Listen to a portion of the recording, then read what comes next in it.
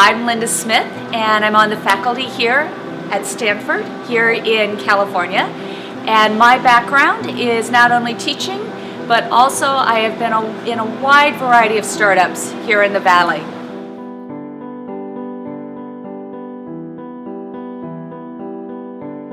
So first of all, I wouldn't worry about being a startup and having a limited budget, because what I've seen is that actually pushes you to be much more creative. And that can actually give you an advantage over a company that's more mature and actually has huge budgets. But one of the things I try to do to really make my budget go further is, one, I really focus in on understanding my target audience and knowing where that target audience goes for their information, understanding what that target audience is looking for so that every marketing effort I have in place really meets their needs. Another thing I really work for is what we call word of mouth marketing, which is creating a buzz, and it may be something exciting about your product or something exciting about your company. But once you get word of mouth marketing going, it's no longer about you, the company, saying something, but it's about getting all the other people to say something. And we've got great tools for that with public relations, with what we call buzz marketing, and social media marketing, all great tools for that.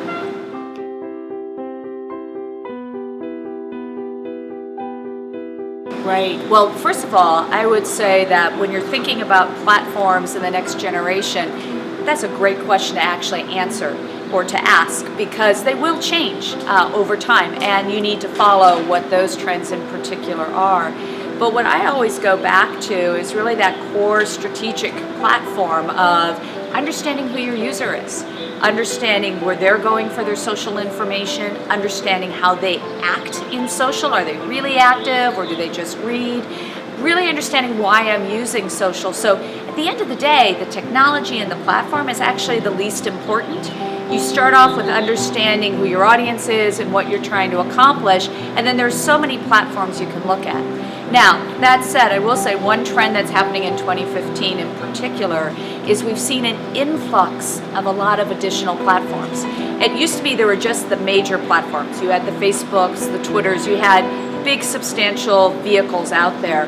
But now what you're finding is there are very specialized ones coming in, ones that are more niche in orientation. That does make it a little bit harder. So again, the only way to solve for that is knowing where your own audience is going and making sure you're where they're at.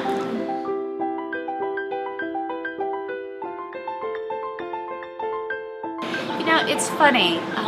I've never really thought of myself as female. I've always thought of myself, well, yes, I shop and I dress in female clothes, but I've never thought about there being a difference. I've always thought about the fact if you're good at what you do and you put energy into it, that's what's going to help you excel.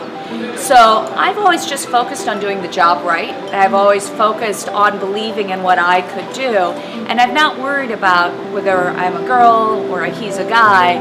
I've just worried about doing the job right. So I have been lucky. I have been successful, which I'm very appreciative for, but I think part of it's because I've just focused on the job and focused on doing it really well.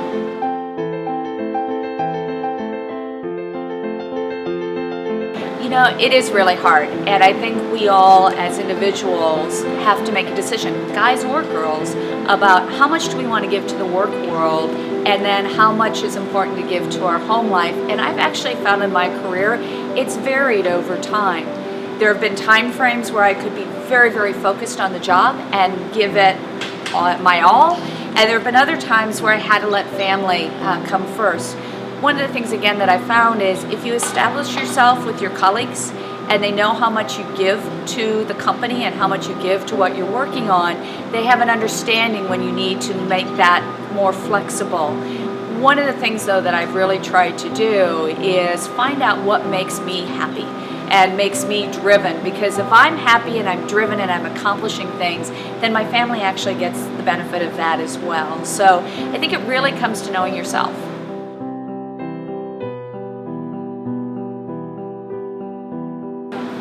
I'll tell you, there is nothing more exciting than building and growing something. In fact, I've been in some companies where all of a sudden it's a big grown company and we're not in the building mode anymore. I get a little bit bored. So one of the things to realize is that when you're in a startup, or you're in an entrepreneurial environment, there's so much opportunity for building and innovating. And I have to say also, from a personal perspective, the connection you have with your colleagues in that startup environment is just, it's amazing. It's different from being in a mature company because you're all in it together. You all want to see it go in the same direction, and the camaraderie is fantastic. So if you have the opportunity to be in a startup, if you have the opportunity to play the role of an entrepreneur, do it, because you will find so much energy from it.